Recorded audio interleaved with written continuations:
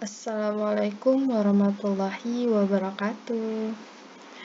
Sebelumnya, perkenalkan nama saya Hadijah Maharani dari kelas B1 Pagi PAI semester 4 dengan NPM 2001020063 dari Fakultas Agama Islam.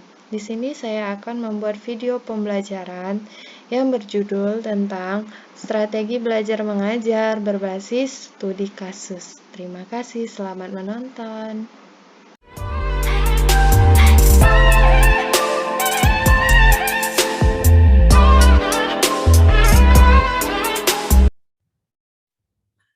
Assalamualaikum warahmatullahi wabarakatuh, anak-anak.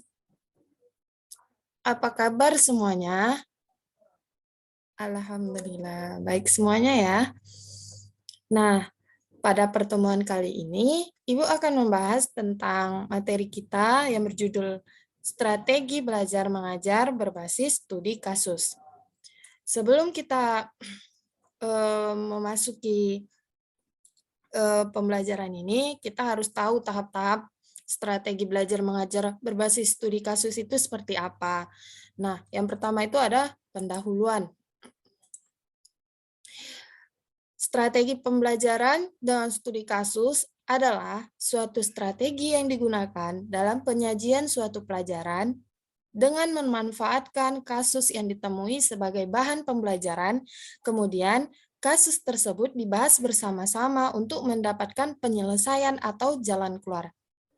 Strategi pembelajaran dengan studi kasus ini memungkinkan siswa untuk bisa memecahkan dan mengambil keputusan terhadap kasus yang ditemukan dalam kehidupan sehari-hari.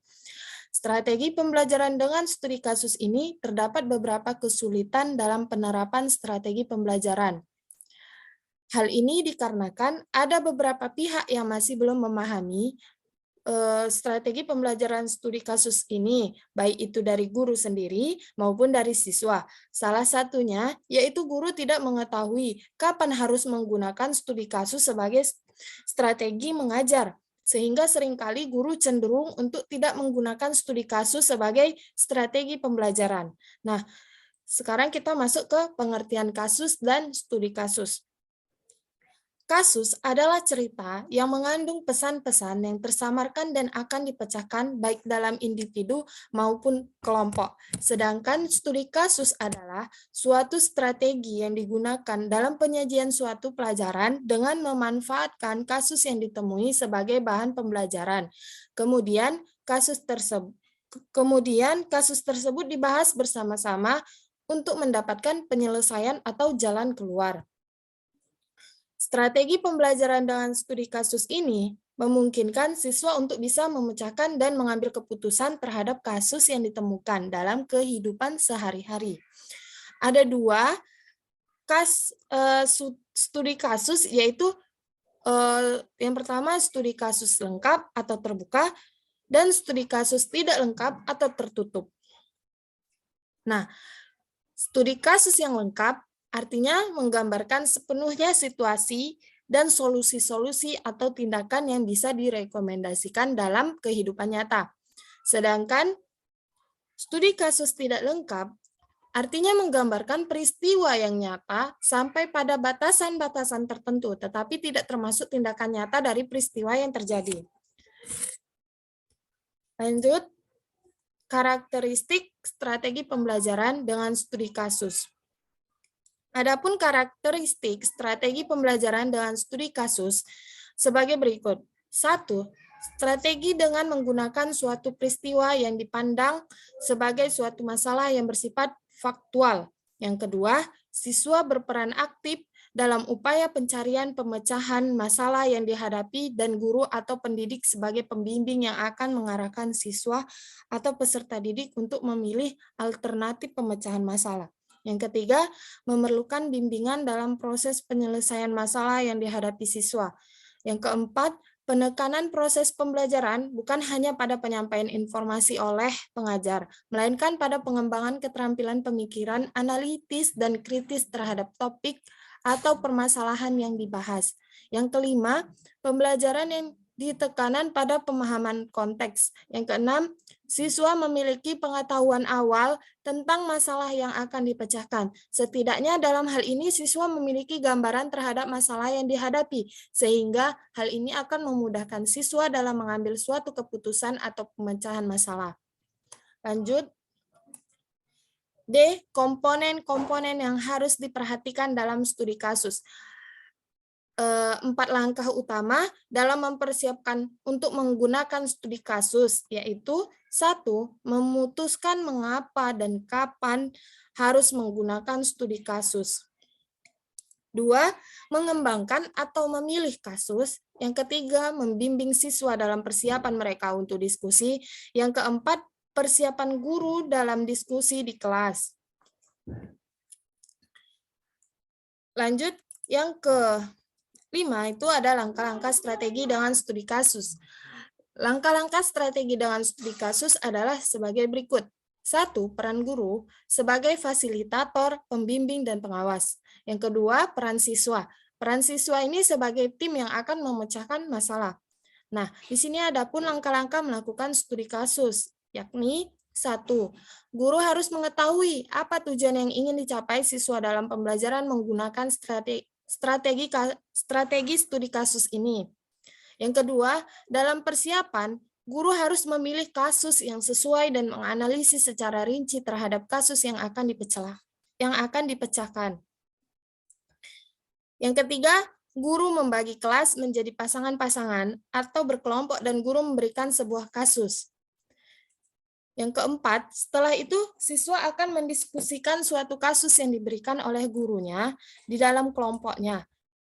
Yang kelima, setiap pasangan atau kelompok akan membuat rangkuman mengenai suatu kasus dengan lengkap dan mengarah pada pemecahan masalah. Yang keenam, ketika waktu diskusi atau pemecahan masalah telah berakhir, setiap pasangan atau kelompok akan mempresentasikan hasil diskusi mereka kepada kelas. Guru akan menilai hasil diskusi siswa. Yang dinilai oleh guru adalah bagaimana sikap siswa dalam mengembangkan pola pikirnya, bagaimana cara siswa mengemukakan pendapat saat melakukan diskusi dalam kelompok, dan bagaimana cara siswa memecahkan suatu masalah. Yang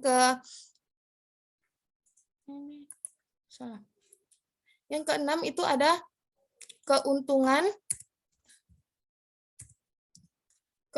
dan kelemahan strategi pembelajaran dalam studi kasus. Nah, dalam strategi pembelajaran dalam studi kasus ini ada keuntungan dan kelemahannya.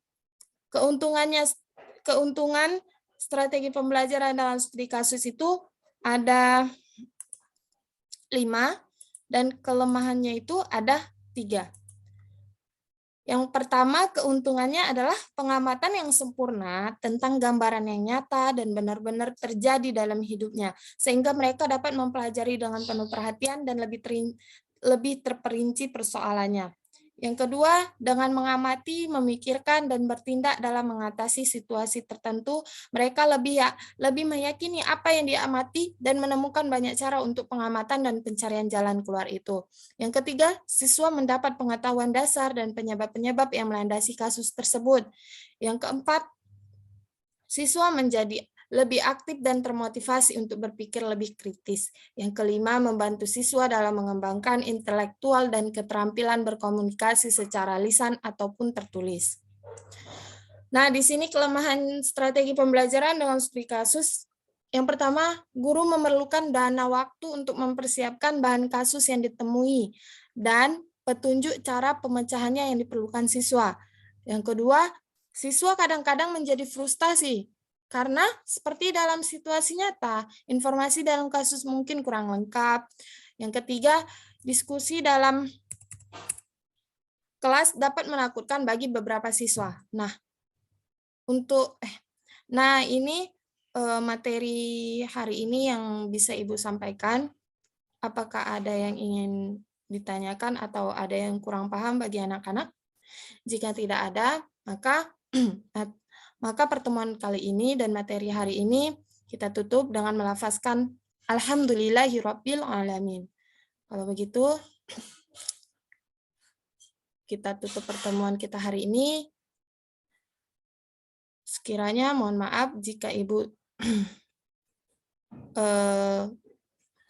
ada sedikit kesalahan dalam memberi materi.